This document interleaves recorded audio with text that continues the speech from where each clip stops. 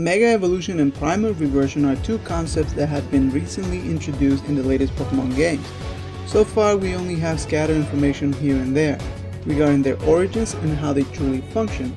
Join me today as we try to put all the pieces together and try to answer the question, which one is superior?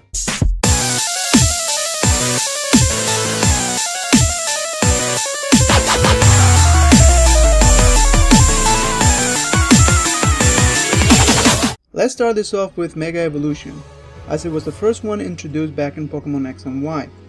We don't have all the information yet regarding its origin and why it happened. All we know is that the first Pokémon to ever achieve this form was a Lucario. Today we understand how trainers achieve this desired state by using a Mega Stone and a Keystone combined.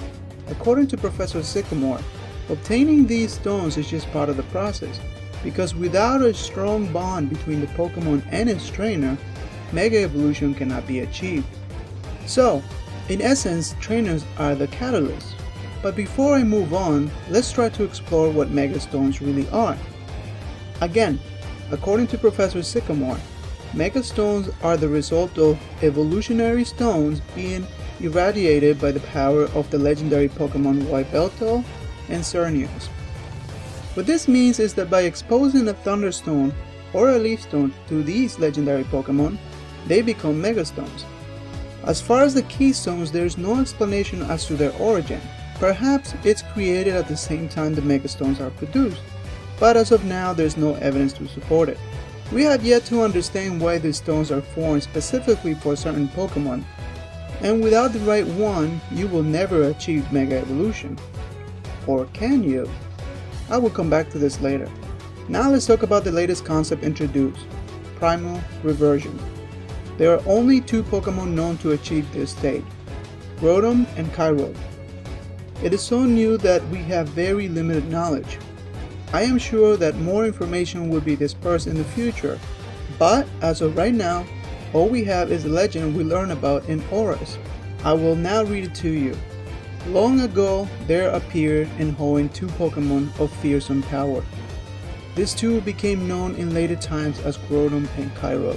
When Groudon howled, the earth swelled and the land grew wide. The sun blazed overhead, and all the world around the creature was enveloped in incandescent heat. When Kyogre roared, water poured forth, and the sea spread outward. Dark clouds enshrouded the world, and the deluge fell upon all. It was a primal age, early in the world's history. The natural world was overflowing with energy. That energy granted Groudon and Kyogre an overwhelming power. Seeking ever more of that energy for themselves, the two clashed again and again, and their battles cast the people and Pokemon of Hoenn into great danger. Rhyming with the overwhelming power granted to them by nature's energy, the transformation was named Primal Reversion by later people, and the people called their tormentors Primal Groudon and Primal Kyogre. What I find fascinating about this legend is that the term Primal Reversion implies that both legendary Pokemon undergo a transformation that brings them back to their true and more powerful original states. So I can't help but ask, how did they lose this form in the first place and become lesser beings? And what is this energy the legend speaks of?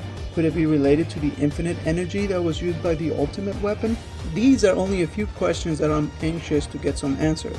So please, if you're aware of any new information, let us know in the comments below. Now, here's where everything gets a bit more complex.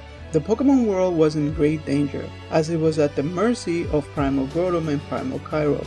According to the legends of Hoenn, it was Rayquaza who was able to stop them and save the world from destruction. Rayquaza achieved Mega Evolution on its own, without the help of a Keystone, a Mega Stone, or a trainer for that matter. He broke all the rules. Once he was able to learn Dragon Ascent, he absorbed energy from meteors near the atmosphere and obtained the energy needed to Mega Evolve. So it seems that there are exceptions to the rules we were taught back in Pokémon X and Y. With his Mega Evolution, he was able to surpass both Primal Legendaries, which would lead you to believe that Mega Evolution is far superior. But I believe that there is more to the picture. Does Rayquaza have a primal form? And would it be even stronger than his Mega Evolution? I believe that Pokemon that are able to absorb the energy in the Pokemon world can reach powers far beyond we could ever imagine, and are only limited by how much they can absorb.